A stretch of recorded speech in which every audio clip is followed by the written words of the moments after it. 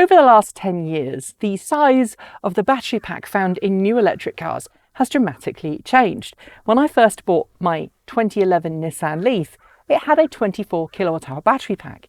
My Chevrolet Bolt EV behind me has a 60 kilowatt-hour battery pack.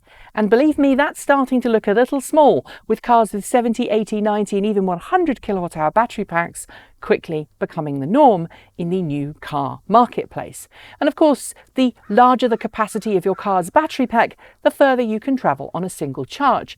But one thing that hasn't really changed that much in the last 10 years is the power capability of the granny lead. You know, the portable emergency charging unit that comes with most new electric cars. I say most because some electric cars aren't even sold with them anymore.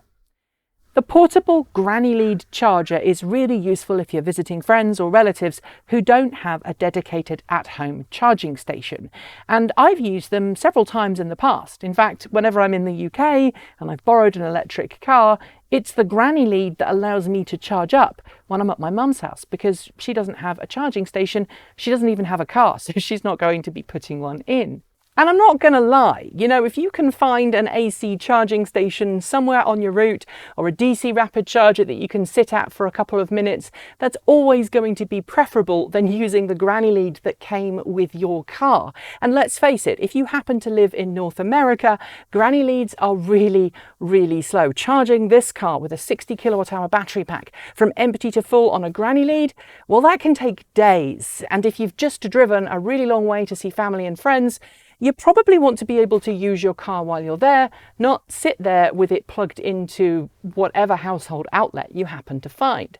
When we do road trips in this car, we recently went to CES in Las Vegas and also to Fully Charged Live, we had to use our granny lead to top the car off every night. Luckily, most of the time we were able to replenish as much range as we used each day, but we weren't able to charge the car back up to full for our return trip. Which is where this comes in, the ChargeGet electric vehicle charging system. It's just launched on a Kickstarter campaign, and the team behind the unit were kind enough to send me a pre-production test unit.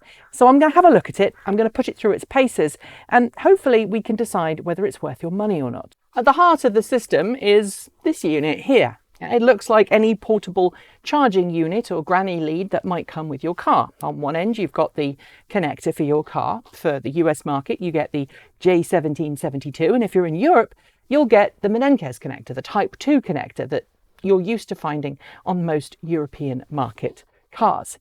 Depending on which option you pick on Kickstarter, you can have your own ChargeGet system from as little as $420. That's just for the bare bones unit with one adapter. You'll be able to add future adapters to your unit when the Kickstarter campaign has concluded.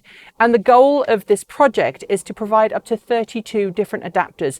That means you can theoretically travel the world with your electric car and always be able to charge up. At this end of what I'm going to call the power brick is a series of pins.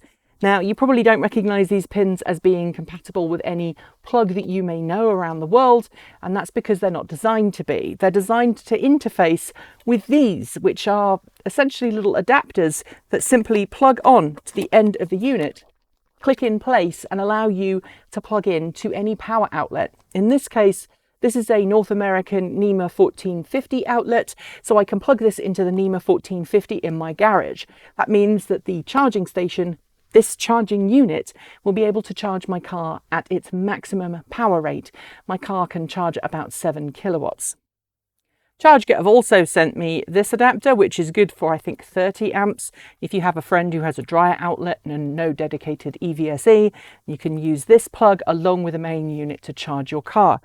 Now, because of this little plug arrangement on the end of the adapter, as soon as you plug that into the main unit, the unit can tell what you've plugged in, just like the Tesla mobile connector, and it allows you to make sure that you're not pulling too much current for the electrical wiring that you've just plugged into.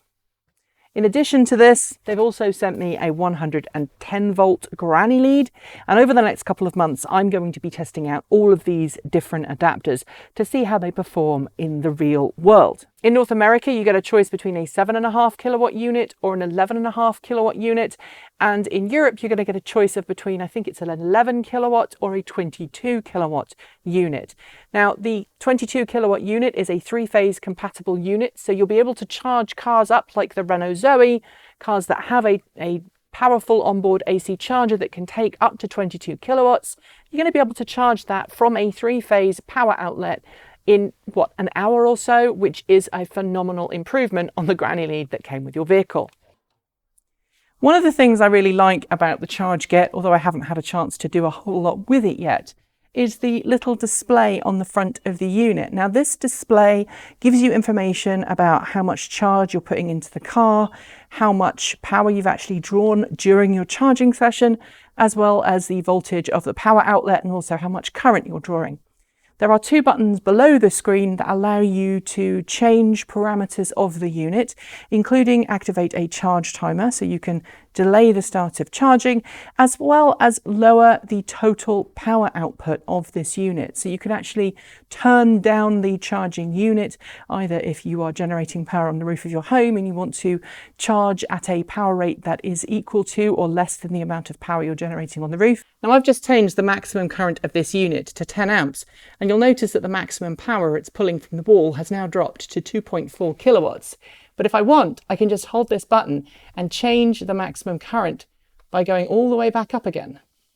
The other important thing to know about this is that it's got current sensing technology in it, which means if it detects a sudden drop in voltage, it knows there's something wrong with the wiring of the house or the outlet that you're plugged into, and so it will automatically reduce the current that it's sending to the car. This is really important because it means that it helps prevent fires. We've seen all kinds of horror stories over the years of people plugging in high power charging units into home wiring that really isn't up to it. And it's one of the reasons why the electric car industry has said to this point, you're generally better off with a hardwired unit. This does away with that because it has that current sensing technology in it. And the creators of the ChargeGet system say that this allows you to ensure that you feel safe and confident every time you plug in wherever you are. So there you have it. That's the ChargeGet mobile charging system.